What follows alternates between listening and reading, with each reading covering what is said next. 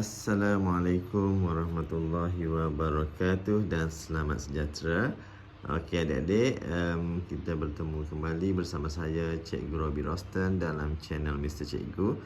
Okey baik, kali ini Cikgu nak sambung lagi kelas kita dalam talian untuk matematik tahun 6. Okey, masih lagi berada muka surat muka surat 27, soalan celik minda. Jadi untuk kali ini cikgu nak sambung soalan E, soalan nombor 1 E. Ada 3 soalan kat sini. Kita cuba habiskan semua 3 soalan. Okey, soalan E yang pertama, 4.28 juta tambah 31/5 juta. Okey, jawapan nak tulis dalam apa? Nak tulis dalam nombor bulat boleh, dalam perpuluhan juta pun boleh, dalam pecahan juta pun boleh. So terpulanglah kepada adik-adik lah. Jadi cikgu nak tunjuk kita tukar kepada nombor bulat. Boleh lah? Okey. Jadi 4.28 juta nak tukar kepada nombor bulat. Seperti biasa kalau ikut operasi adik-adik darabkan nombor ni dengan 1 juta. Kalau nak terus tulis jawapan dalam nombor bulat pun boleh, iaitu seperti biasa cikgu pernah ajar dalam video-video sebelum ni. Kalau perpuluhan dia agak senang, ambil je nombor tersebut dengan syarat adik-adik kena tahu depan titik ni adalah rumah juta lah. 4 ni adalah rumah juta, depan titik ni titik perpuluhan, depan titik adalah rumah juta. So juta ada 7 digit, maka 4, 2, 8 baru 3 digit, cukupkan 7. 1, 2, 3, 4 lagi lah kan. Okey, 3, 4, 5, 6, 7 digit. Okey, tambahkan dengan 3 1/5. Kalau nombor pecahan pula, kalau ni nombor bercampur, untuk nombor bulat dekat depan ni adalah rumah juta lah. So kalau kita tambah 3 tu adalah rumah juta, 3 tu kat sini. Okey, 1/5. Cikgu selalu pesan kat adik-adik tolong hafal 5 nombor pecahan juta ni. Okey, sebab memudahkan adik-adik untuk mendapatkan nombor ataupun nak tukar nombor dari pecahan juta ke nombor bulat. Okey, 1/5 adalah bersamaan dengan 200,000. Kalau dia bagi 2/5, 200,000 ni kena darab 2 lah, ataupun tambah 200,000 lagi. Kalau 3/5 maknanya 600,000. Sifar 2 je Okey, so kita dapat dekat sini 3,200,000. Tambahkan, maka kita dapat jawapan dia 847. Okey, kalau jawapan adik-adik dalam bentuk nombor bulat, inilah jawapan dia. Kalau adik-adik nak tulis dalam perpuluhan, jawapan dia adik-adik boleh tulis depan selepas juta boleh letak titik 7, ni rumah juta, ni letak titik, dan 48 juta. Sifar di belakang tak perlu tulis lah. Ya, tapi kalau sifar berada di tengah-tengah sini, tengah-tengah antara 4 dengan 8, kena tulis. Ataupun sifar kat depan ni kena tulis. Tapi kalau dia berada di belakang digit 1 hingga 9, dia tak perlu tulis sebab ada titik perpuluhan. Okey, boleh nak? Okey, kalau nak tulis dalam bentuk pecahan pula, yang ni nombor ni agak rumit untuk ditulis dalam pecahan sebab dia tak ada dalam nombor yang kita hafal ni. Kalau kita cari dalam 1/8 pun tak jumpa nombor tu, 480 tu. Dalam nombor ni pun tak ada, semua tak ada. Jadi kalau kita tulis dalam pecahan, dia akan jadi nombor lain lah, dia agak besar sikit lah. Okay, jadi sesuai, kalau diminta kena tulis dalam pecahan, kena tulis lah. Tapi kalau dia tak minta, adik-adik boleh buat dalam bentuk nombor bulat, lagi mudah lah. Okay, jadi selesai soalan yang pertama. Soalan yang kedua, yang ni, ada 3 nombor. Dia bagi nombor dalam bentuk bercampur ataupun pecahan juta, dalam bentuk nombor bulat dan juga nombor perpuluhan. Okey, jadi yang ni kita tukar juga dalam bentuk nombor bulat semualah nah. Maknanya pecahan tukar jadi nombor bulat, yang ni pun tukar kepada nombor bulat. Okey, baik. Jadi kita tengok yang kedua. Nombor yang pertama adalah 7 juta. So 7 tu adalah dekat juta lah, 7. Dan nombor dia 1/10, agak senang. Kat sini 1/10 adalah 100,000. 2/10 200,000, 3/10 300,000 dan seterusnya lah. Per 10 paling senang, dia ikut nombor yang ke atas sahaja. Okey, jadi 1/10 bersamaan dengan 100,000, tulis di belakang. 7. Di belakang 7. Okey. Nombor yang pertama dah selesai. Nombor yang kedua 370,000. Okey, letakkan kat sini. 370,000. Dan nombor yang terakhir, okey, rumah juta adalah sifar.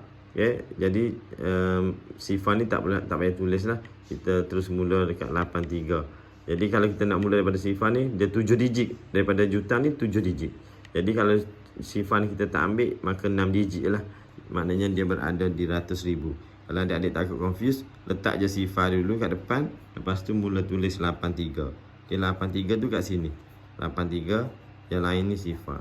Okey, sebab depan ni rumah juta adalah sifar kan. Sebab dia sifar perpuluhan 83. Jadi sifar adalah yang kat rumah juta lah.